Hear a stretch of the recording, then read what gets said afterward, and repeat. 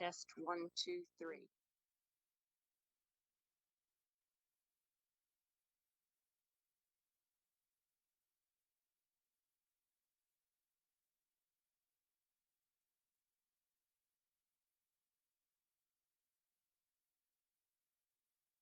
You can still hear. I'm loud that way.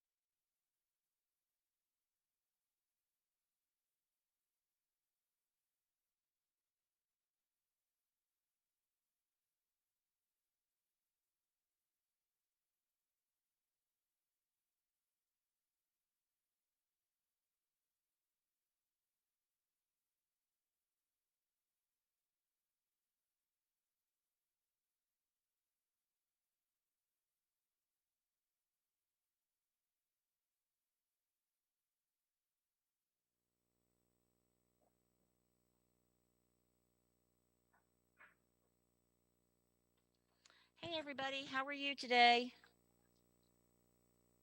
Okay, well I guess we're not going to not going to respond back. Thumbs up. The welcome to Title IX. I wanted to just show you that my cool mask that I've been sporting all month, but since we're allowed to take it off, I'm taking it off because it's hot as heckola. But thank you all for coming today. And I just wanted to start off with a little piece that I had found on that Jarrell had helped me find actually online.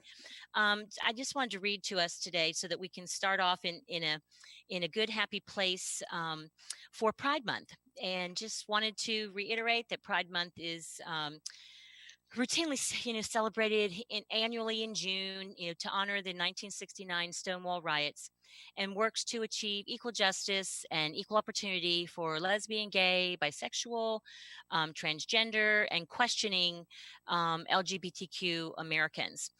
In the June of 1969, patrons and supporters of the Stonewall Inn in New York City staged an uprising to resist police harassment and persecution to which the LGBTQ Americans were commonly subjected.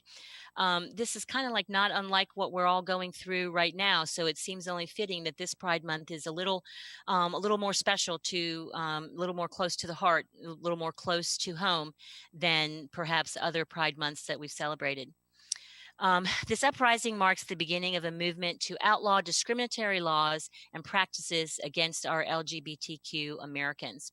Today, celebrations include parades and picnics and parties and workshops and symposiums and concerts and lots of different ways that people come together to be creative, to celebrate themselves and to celebrate, all of our neighbors with pride. Pride Month attracts millions of participants from around the world, and memorials are held this month for members of the community who have been lost to hate crimes and sadly to HIV or AIDS. The purpose of our commemorative month is to recognize the impact that the LGBTQ individuals have had on history, locally, nationally, and internationally. And I just want to thank all of you who have participated in any way, shape, or form in making these citizens and particularly these students in our New Hanover County schools feel welcome and a part of our community. So, with that, I wanted to see. Oh, did anybody have a chance to read the minutes? I hope they have. Kim, could you fire that up for me, please?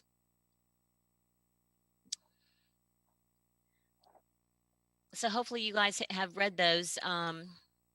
We had a pretty like a short meeting last time, and went through a lot of our updates.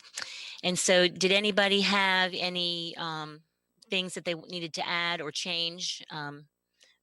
Or that their recollection wasn't what they read. Okay, seeing no hands, I'm going to go ahead and think that everybody is good with those minutes. I was good with them when I read them. So, and I'm you know me, I'm kind of like a stickler for looking at details. So, with that, then I'm going to go ahead and well, first of all, start with our first update. The Basically, I just wanted to make sure that everybody knew that and could talk about that the policy 3620 is not called our transgender policy, that it is a policy that is actually for extracurricular activities. And sports just happens to be one of those extracurricular activities. I recently attended a school board summer leadership conference, and we talked extensively about policy 3620, and not one time in our discussion did transgender youth playing middle school sports or any sports, for that matter, came up, because it really has not been discussed broadly across our state. So I think, for us that here in New Hanover County, we have taken a more a broader, more encompassing approach, to adding our transgender students, into the inclusion portion of our policy. But just, in case anybody asks, 3620 is for extracurricular activities. There's only one line in there that deals with our transgender students, and it's not to mean that they're not important. It means it's just part of our system, and we're happy to make sure that they're included. So with that, I'm going to turn over some more significant updates to Title IX legislation and activities to Jarrell. Thank you, Ms. Craybill. So I just wanted to briefly update everyone on the world of Title IX at the federal level. So last week, there was a pretty significant update from the Department of Education concerning a notice of, it is called a notice of interpretation. So what the Department of Education did was issue a legal memo that specifically addressed the Department of Education's belief that different treatment or discriminatory treatment towards students based on their gender identity and sexual orientation is going to be a Title IX matter. And that is something that they will receive complaints for and investigate against school districts, colleges for complaints stating that they are treating students differently based on their sexual orientation or gender identity. So this is a pretty major development because it applies to transgender students. And this is kind of going back to the Obama era Department of Education, even a little bit further, and specifically stating that school districts and colleges that treat their students differently because of their orientation or gender identity uh, could expose themselves to complaints from the Department of Education under the Office for Civil Rights. So that's a pretty major update. And I am currently reviewing how that impacts New Hanover County Schools and what we do here. Um, but that is something I just wanted to share with you all. Pretty major update. The Department of Education specifically saying that sexual orientation and gender identity complaints they will accept and investigate based on different treatment. So that's one update. Another update is that the Department of Justice, which is like the legal arm of the United States, has also stated their position regarding transgender athletes. So West Virginia is one of the states that had passed a law banning transgender females from participating in cisgender female athletics. And the Department of Justice issued a statement of interest in that case, essentially just saying, hey, this is our position, stating that states that have laws that ban transgender athletes from participating in single sex sports will violate Title IX and the Equal Protection Clause under the 14th Amendment. So those are two major pieces in the legal world, and not to get too law school on you guys, but I just wanted to provide that quick update to let you all know that we're monitoring what's going on at the federal level and state level, and to see how that impacts New Hanover County Schools and the students here. And so the last update from the Title IX world, legal world, is the Gavin Grimm case, which is the restroom locker room law or case. That case is going to be reviewed by the Supreme Court. So they're going to look at it and hear and determine if they are going to make a ruling or not on that case. So we're looking at that as well. I'm looking to see how that impacts New Hanover County Schools currently based on that Gavin Grimm case. Students are able to use the restroom locker room that matches their gender identity. The school board that lost that case has appealed it to the Supreme Court of the United States. And so on Thursday, the Supreme Court will look at it to determine if that's something that they want to review to make a ruling at the Supreme Court level. So that's something else that I'll be looking out for that will definitely have an impact on us here in New Hanover County Schools. And so, Jarrell, I was listening to you, but I'm not sure I heard it correctly or heard it at all. Is this the Supreme Court of North Carolina, or is this the Supreme Court of the United States? The Supreme Court of the United States. Okay. Okay. Yeah, so I just wanted to, thank you for those updates. There's a lot happening, in our state, in our county, in our state, across the country, nationally, with regard to Title IX, and I just and Stephanie Walker, feel free to chime in. I just wanted to, just to reaffirm with our team and with our community that our Board of Education did take a vote, and we are in support of the Title IX legislation and all that kind of stuff. And it's going to be, I'm sure, litigated for many, many years. But and just to encourage folks to be calm, be peaceful, know that your school board is behind you, that we don't. This is Stephanie Craybill, personal opinion talking. I can't speak on behalf of our whole entire board, but that just let's be calm and not necessarily protest about it, because we've already decided that we're going to be supportive. So let's concentrate our efforts on the positives. And this team is a team of multi-dimensional folks, and lots and cross-sectional community organizations, and we really need to just support each other, but know that our school board has voted to be to be supportive of that too. So Steph, do you want to like jump in on that at all before we move to our speakers? No, I agree, and obviously our vote proves that. So we did take our vote on it, and that's where we stand. And I'm fully supportive of the federal policies that Jarrell is keeping us up to date with, and I was happy to vote. So thank you. That's all I want to add. Thanks. Yeah, it's going to be tough, but you know what? We just have to do the whole namaste. Keep calm, carry on, because we are carrying on with what is best for all of our students, and we have a strong team within New Hanover County Schools that is looking at all aspects of this legislation and all aspects of the whole student. Our student support services, are on top of, what training and inclusion and all that kind of stuff looks like. And Dr. LaShawn Smith in our education and curriculum. So we are on it, and we are focused, and we are on a path with direction. We are not wandering. We are on a path with direction, and I'm excited for that. So I'm going to turn it back over to Jarrell to introduce our first speaker. Thank you, Ms. Crable. So, of course, New Hanover County Schools is trying to figure out proactive ways that we can ensure that all our students are having access to programs and activities across the district.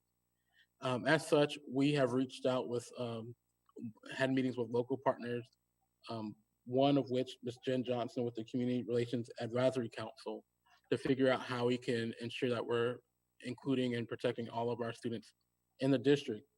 And she provided a really great resource for us to potentially partner with, who I have invited to the meeting today.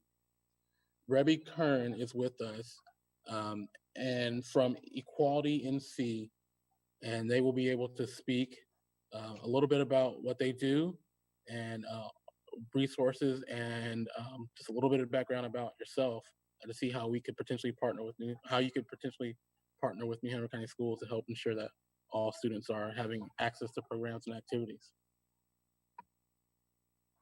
Thank you so much.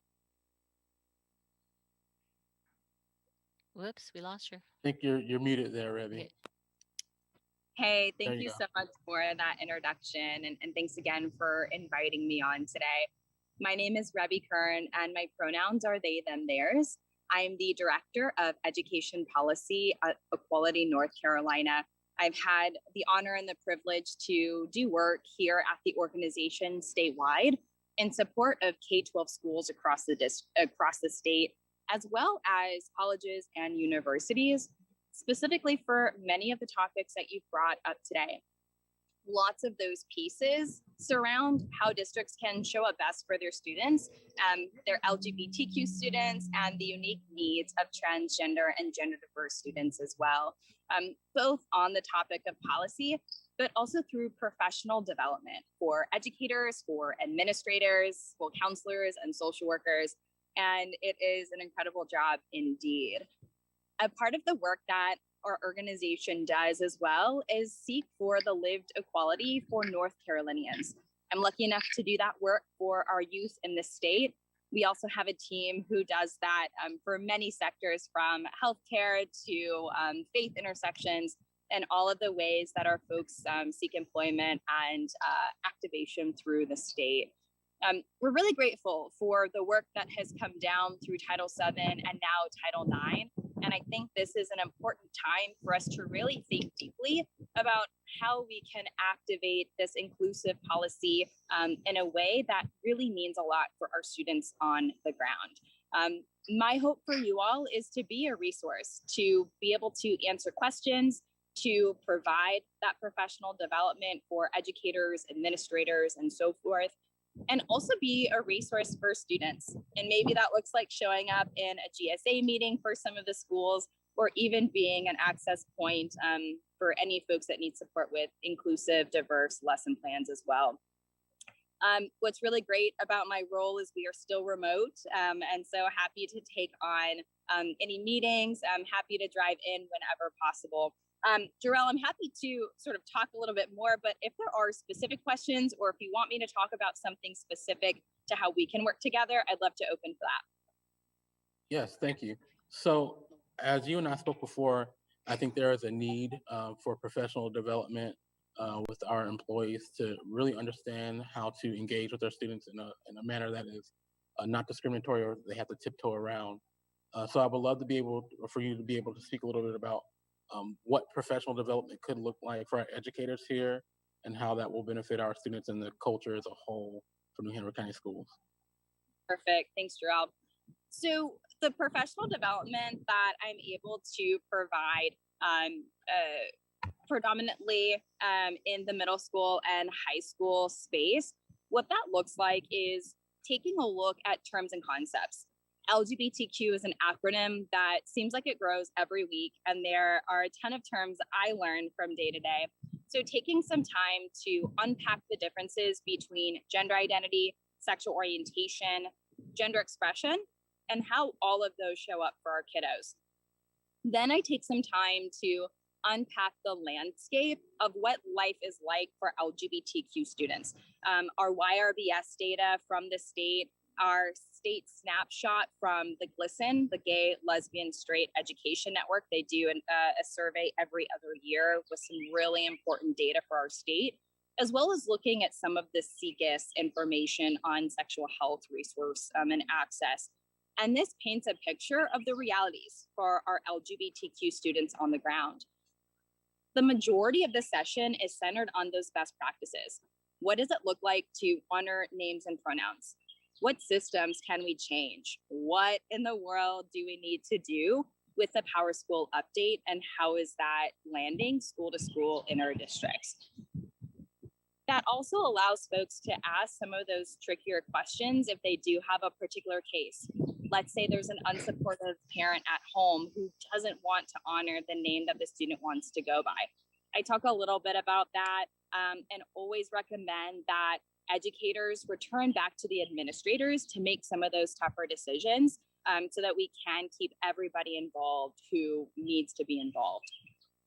There is access points for welcoming schools at the elementary school level. And what this looks like, do kiddos have language and tools to talk about their own diverse families?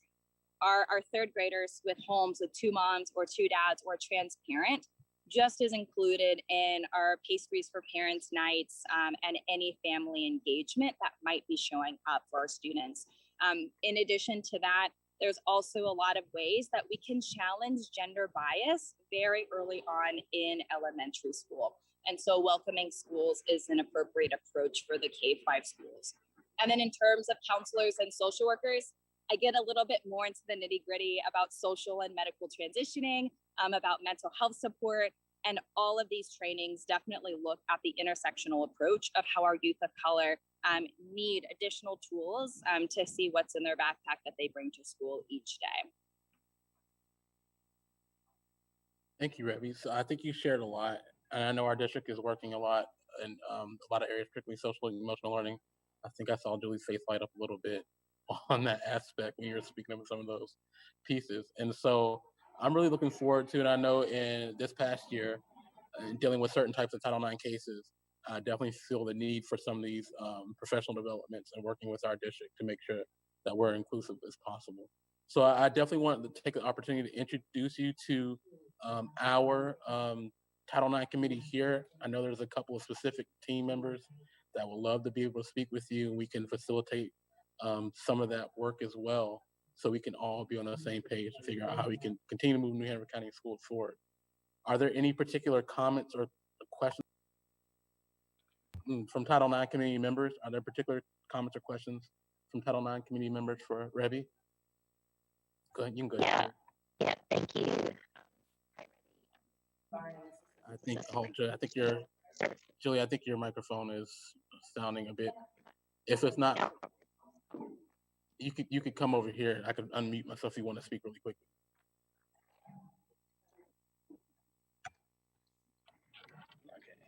Okay, can you guys hear me? Just let her know. Okay. Julie Varnum. She's our assistant superintendent for support services, and she's sitting right across from me and taking notes. So we will also get you in touch with her so that you guys can talk more, because this is the exact kind of stuff that she has putting together with her department, has been working on it for a while, but any new resources that she can get her hands on, she is like a sponge with that kind of stuff. And so we'll Jarrell will get you guys in touch as well. Love to hear it. Thank you. Mm-hmm. A couple of other comments. Let me make sure we got Tanya Jordan, which is our lead school counselor.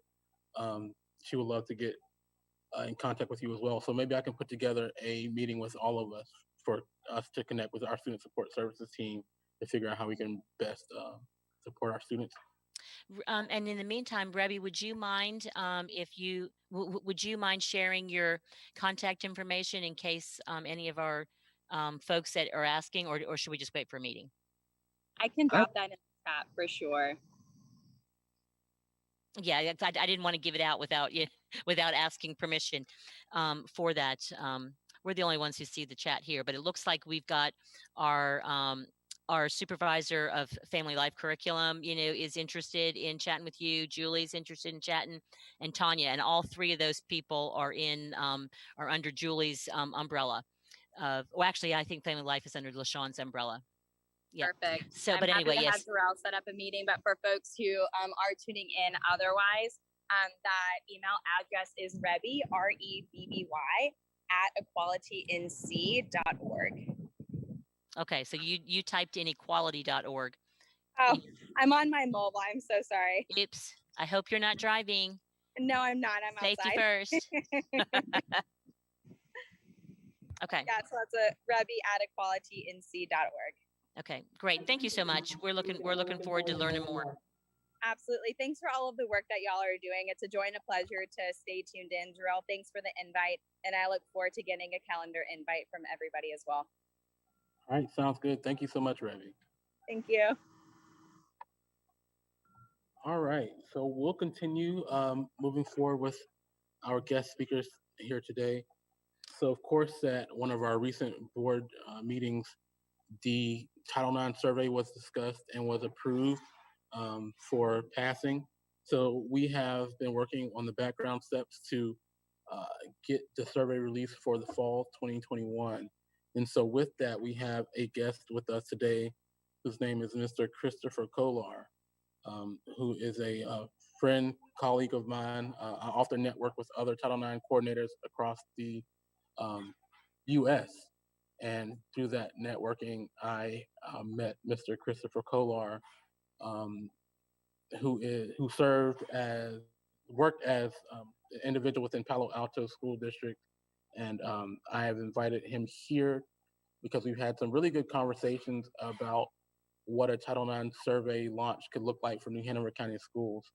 And so I brought Mr. Kolar here to speak a little bit about that and his role and his skills and how he could assist New Hanover County schools in our Title IX survey launch. So Mr. Chris, you can go ahead if you'd like. Thank you, Jarrell, for the introduction. I'm really excited to be here today. I left the school district I was working in last August, and so it's been a long time since I've gotten to attend a committee meeting, and I am just totally stoked. I want to talk to you today about my experiences working on Title IX issues in the school district that I worked in. It's been great having a chance to talk to Jarrell because as he said, we've gotten in touch through colleagues, and it's interesting to see an organization that's sort of at the early stages of dealing with some of these things in a more systematic manner. And so I think it's pretty cool to see the progress that your group has made, just listen to the first part of the agenda today. What I want to tell you about is just to give a quick brief overview of what we're talking about. And I need to know if somebody can give me the power to share my screen. You tried sharing it yet? No, I haven't. Okay, see if you can. And if you can't, but no, it's not allowing you to? it says other participant is sharing. Okay, give us one moment to see if we can work through that tech issue. Okay, it's not really a great PowerPoint, actually. I just wanted to outline a couple of the things about the survey and how, Yes. in my own experiences, that I want to be bringing to the project. I've spent the last 5.5 years in Palo Alto, California. And in Palo Alto, I served as director of research. Sorry to interrupt you. I think you should be able to share your screen now, so you can give it a try. Okay, we're good. We obviously have the power here, so this is awesome. That is amazing. And I have not been doing Zoom meetings, like every day as I did before. So, okay, that looks like it's working. Is it working? Okay, so what I want to tell you quickly about is what experience I want to bring to your project and the conversations that I've been having with Jarrell, just to kind of give you, as the decision makers and the guiding voices, a little bit of background. The work that I did in Palo Alto was in the district office, and most of it centered very much around student voice. Palo Alto had a significant Title IX bundle of issues. We'd had multiple findings against the district by the Office for Civil Rights. And when I arrived in town, they were just beginning to discuss what a resolution agreement might look like with OCR. I had previously worked in institutional research and effectiveness in the state of Illinois. And so my reason for inclusion was that I was talking to both our local administrators and OCR about what would be real measures of progress to demonstrate that all of the work was accomplishing the ends that we wanted. As I put on this slide, because I know that you have a diverse set of backgrounds, PK-12 evaluation and also experience in higher ed, but also I worked directly with the OCR office in San Francisco. And along with, we had an in-house Title IX lawyer who was our Title IX officer. Along with them, we worked on figuring out how we were going to evaluate the district's efforts and how we would make sure that student voice was represented in our ongoing assessments of the work that we were doing. So what was really great about it was I got to work directly with OCR. Everything had to be approved by them, but they were very accommodating to what we thought would be useful information. And in the end, we gave the survey annually for 4 years while we were providing programming to students, parents, and the community in general. And at the end of those 4 years, the district was removed from its obligations under the resolution agreement. So that's a good sign. I don't think that the survey didn't fix it, but what it does show is that we were able to represent the hard work that was being done by staff and students in order to change the climate and the environment to give the students a better experience. So the process that I've been talking about with Jarrell has been pretty simple. First of all, delivering a student experience survey to all secondary students. So that's every student in grades 6 through 12. Giving high-level reports to and action-oriented recommendations to the board and to this committee. Now, in my slides, you can probably flip-flop board and committee in terms of order. In Palo Alto, if the board were not the first group of people to see something, it was a major foul. And so it sounds like it might not be as rigid in order for having conversations in your community. So anytime it says board and committee, there's nothing said about order. Also providing site level crosstabs for school leadership, and then turning over the raw data for district use and for the public record, which is likely to be something that your community cares about also. Now, Jarrell told me that one question is going to be, well, why you, Chris? So just a little bit more about the background.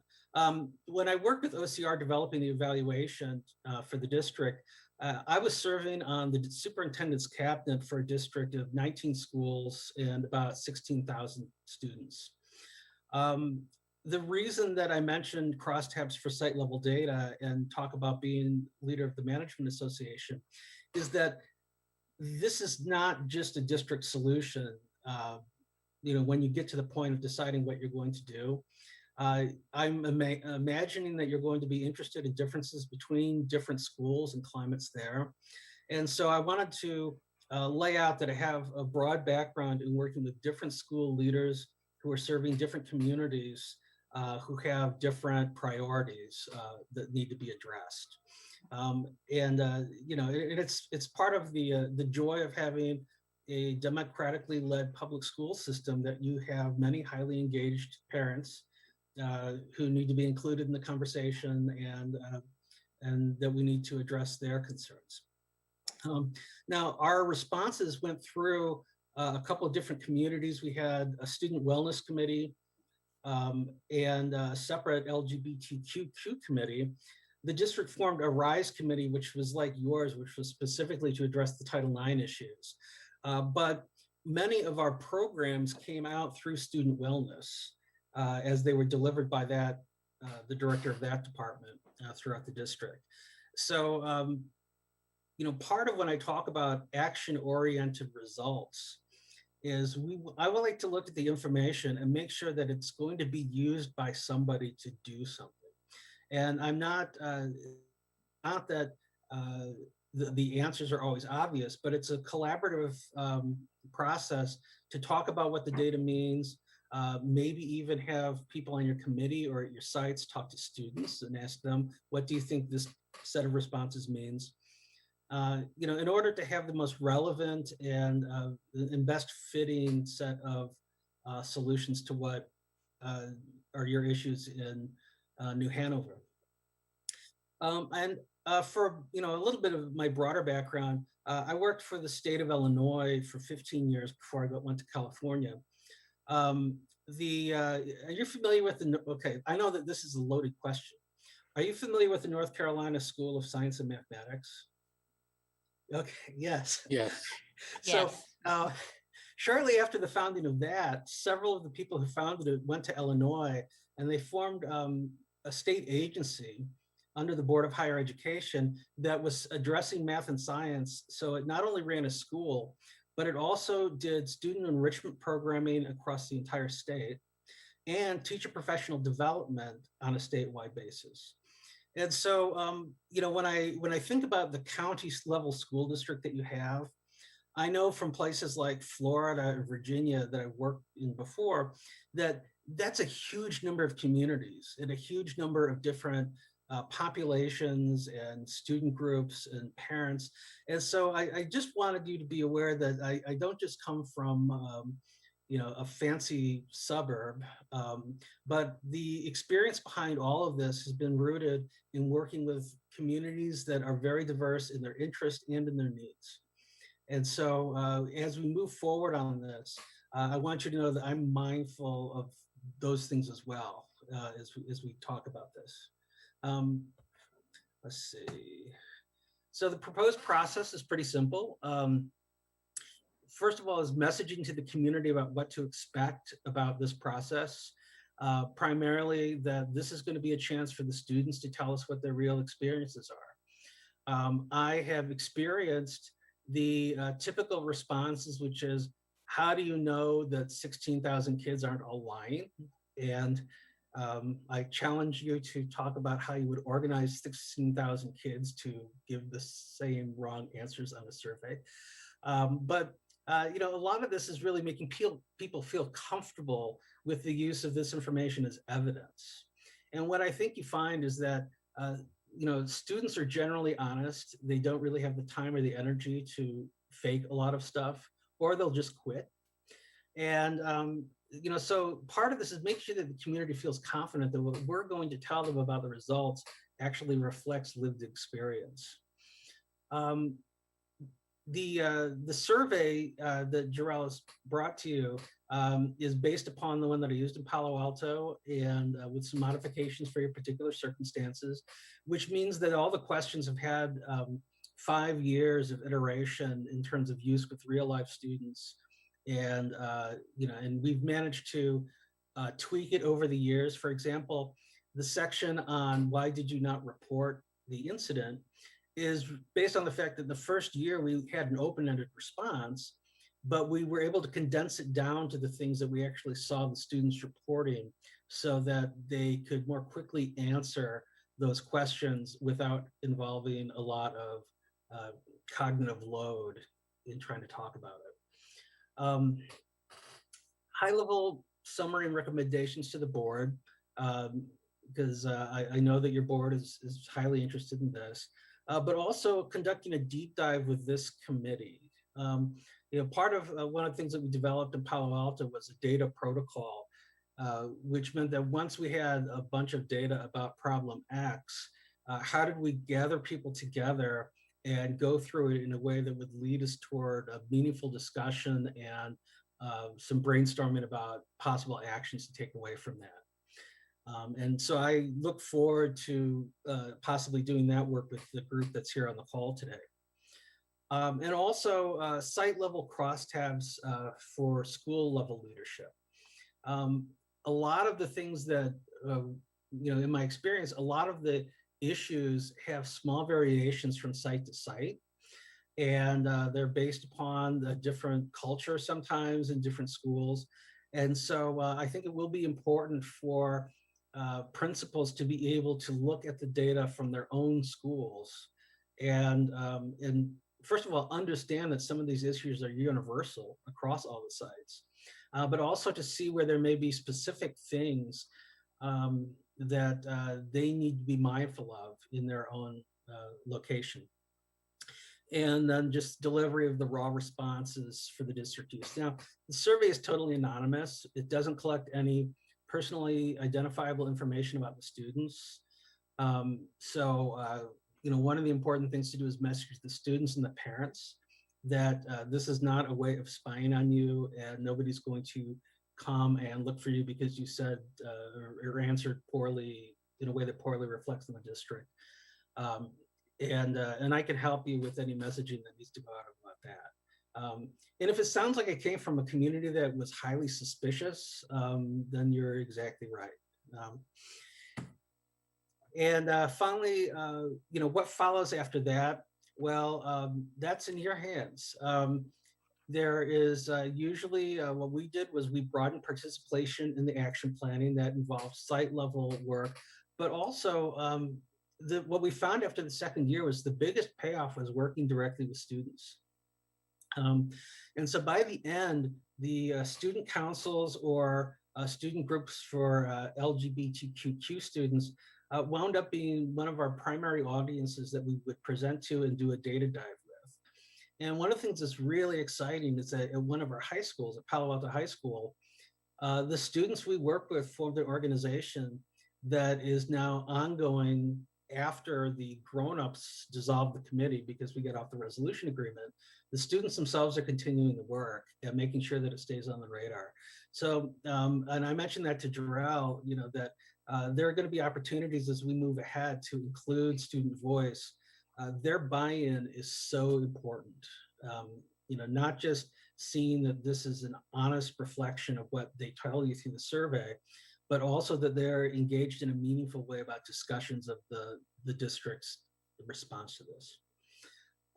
So having said that, I'm open for any questions that you have, anything clarifying, be it technical or about politics and culture. I do have a link that is to the initial draft of the survey. And it's on a test server, so it might be kind of sluggish, but it does let you see what the students will see.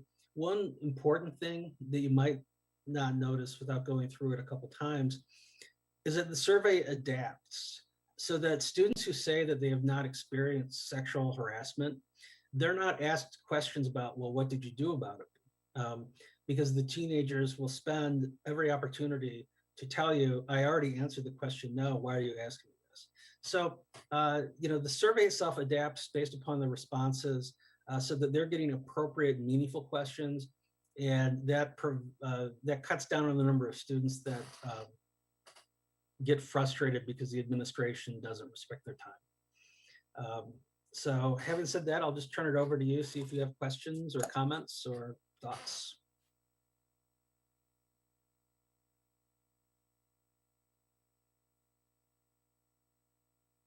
I would say Chris, thank you for that information. I guess not, without going too in depth regarding the technical aspect of the survey, could you explain what are some of your ideas regarding how we could actually survey students using your services, particularly students being in class, what that will look like for the student? Well, what it looks like for students, I'll tell you what I've done in the past that worked and the practices that we continue doing. We had a set aside at each school site, and we left it up to the principal to work with their staff to figure out when it would be. In one site, it was in all the social studies classes, because that was something that every student was known to be enrolled in.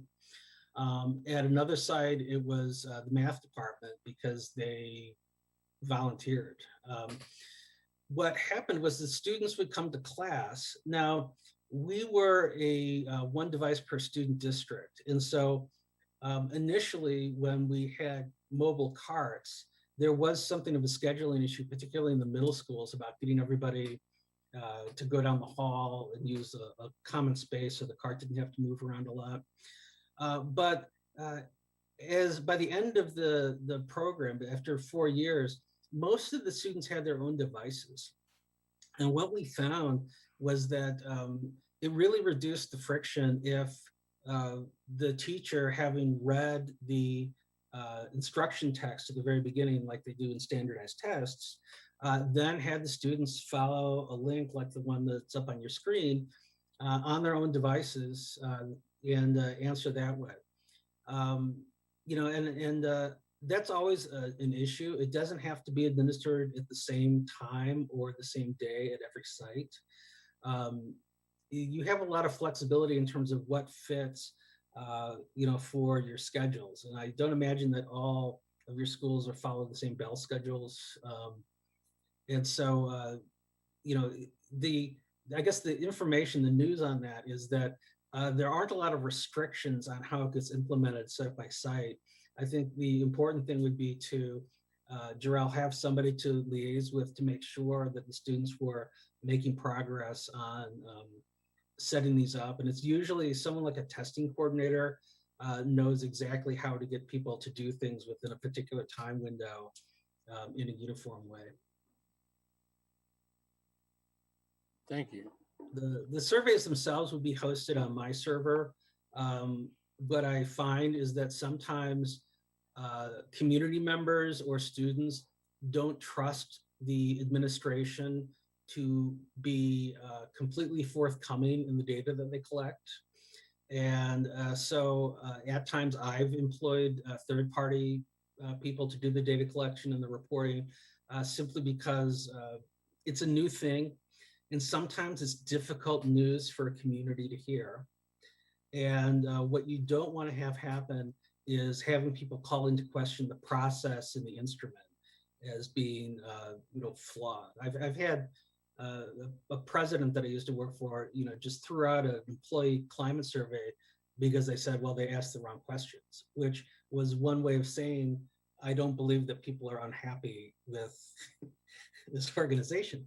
And so, you know, part of that is also just being aware of how this type of project and undertaking takes on a life of its own, and that's different in every community where we try to do it. So just to clarify all that Chris has put together, you know, I've talked with him, you know, and Jarrell at the same time. We're not talking about a new survey. We're talking about our survey, the one that we developed and the one that we got approved by our Board of Education. We used Chris's his surveys as an example because he had a bundle of issues, to quote him, that weren't exactly like our bundle of issues. But when you're talking, you know, harassment and bullying and discrimination, it kind of all, you know, starts to fit into the same bundle. So I just wanted to make sure folks were clear that, you know, that we would like to use Chris to be our independent third party to send out our survey. And we would be working with him and our student support services department on the things that you've just described, that he just described to us, about how does that look best in our school setting. How do we do that? Chris has not been in our school, so he doesn't know. He's just giving us his examples of what he went through.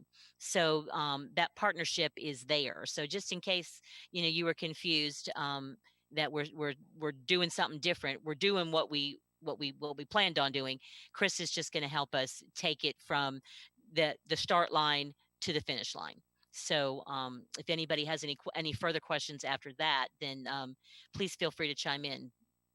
He gave us a lot of information, but I don't know that if our team talked about it, but I know that Stephanie Walker and Jarrell and I have talked about, we thought it would be good to have the independent third party so that it's not perceived as the school board is brushing it under the rug or ignoring or misinterpreting. We're going to have an independent person who is skilled in data analysis do that for us, and then we will look at the data with our and not the school board in its own, but in conjunction with our school system leadership, because they're the ones who have to put the plans in place. We don't. We just say, please do this. So Steph, if you want to jump in on any of that too.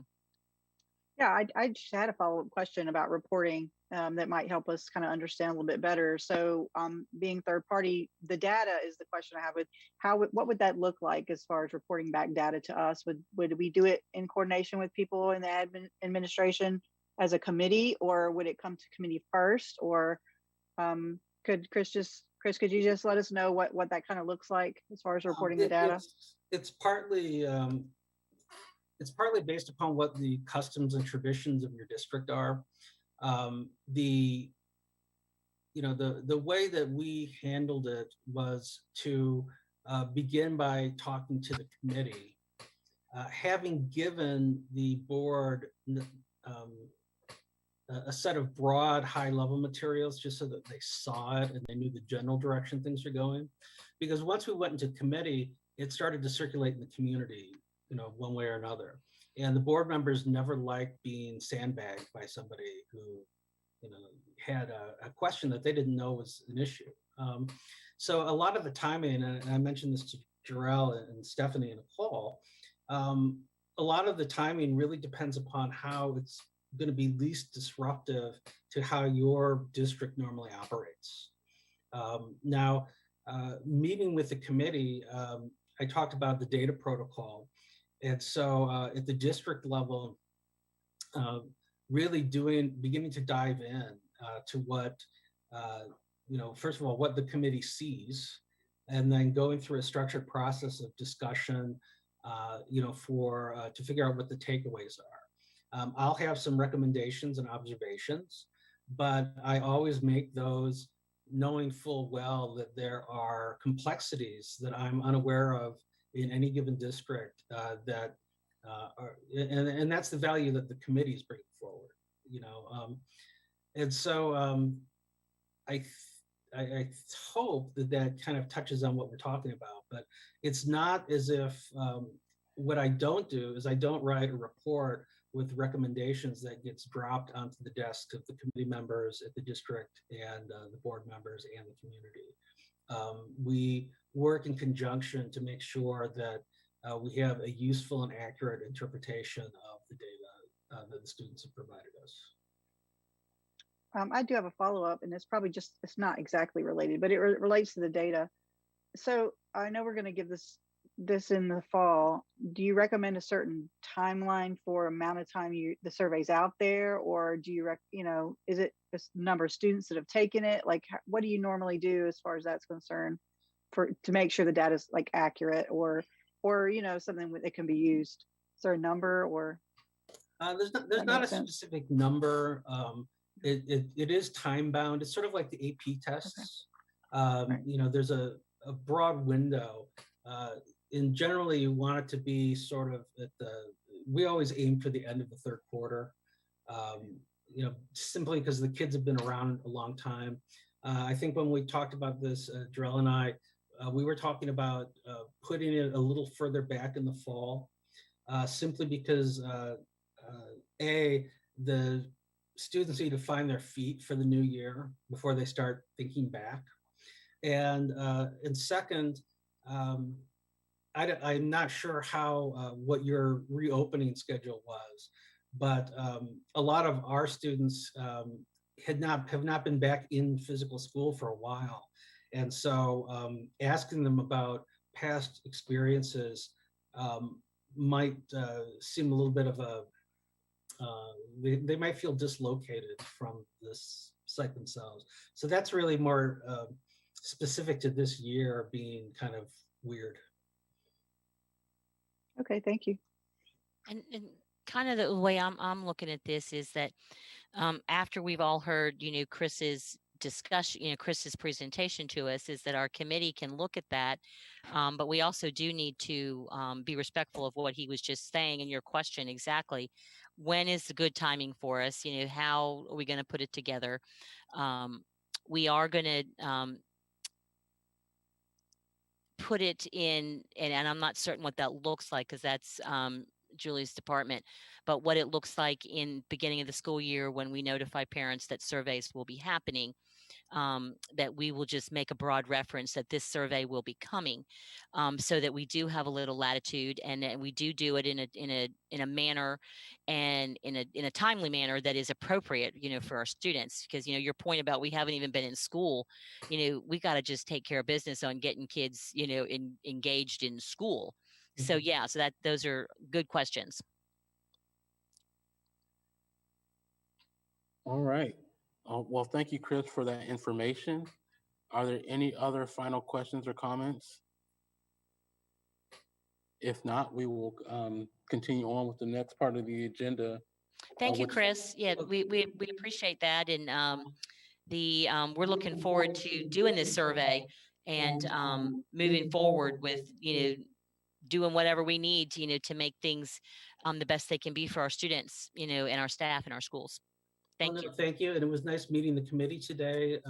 I'm really excited about having the chance to work with a group of people who really want to hit this issue head on. And so thank you. And if I don't see you till the fall, have a great summer. Jarrell, I'll be in touch. But thank you. It was great to meet you today.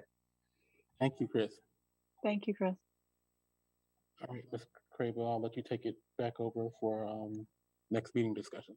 Okay, yeah, and so it looks like Caress is not going to be able to join us today, but we will get her back in at a time when she is available. She has a really nice research presentation that she was just going to do an overview for us. We thought it was timely, happening, especially right now. But it's an issue it's not even an issue. We're not going to call it an issue. It's part of it's part of our operating procedure right now. So we have plenty of time to look at that and see what kind of information we can glean from her research. So I don't have anything else really to add other than the fact that we'll probably just wait till our July meeting or maybe even our August meeting to talk about what our subcommittee structures look like, because we've got this is the time of year where organizational changes, are occurring, and we're working on our strategic plan. So we got to figure out how all of this fits in, to the big picture, because we want this to be part of our strategic plan. So we will talk about that. I hate to keep putting it off, but with things that are changing, I hate to talk too much and dwell too much on it when some of the things are out of our control. So I would just wanted to just make sure everybody's got on their calendar that our meeting for next month will be, as planned, on July 19th, 3 o'clock, 3 to 4:30. And if you have any agenda items that you'd like, for us to talk about, or your things that come up, please feel free to email me or Stephanie Walker or Jarrell with your comments, your questions, your suggestions. So Stephanie, do you have anything that you want to close us out with? I just wanted to give a big thank you to our guest speakers today, Rebby and Chris, for sharing their information and insight with us. it's going to make our committee and district stronger, and also ultimately will help the children in our district. And I especially want to thank our Title IX coordinator, Gerald Lewis, for keeping us up to date with our policies and informed on all the important information that we need to, to strengthen our district. And I just want to close by saying Happy Pride Month. I haven't had a chance to do that yet, but I wanted to add what you said at the beginning, Happy Pride Month. So that's all I've got. Thank you. Okay, well, if there's, let me look at the chat one last time to see if anybody put anything in there, and I don't see anything else. This is not like a wedding, speak now or forever hold your peace on the, does anybody have any objections? But yeah, so just, stay cool. It's going to be we're in summer now, and it's going to be 90 degrees from here until October. So have a good rest of the week and good rest of the month, and enjoy your summer until July. Thanks, everyone. Bye.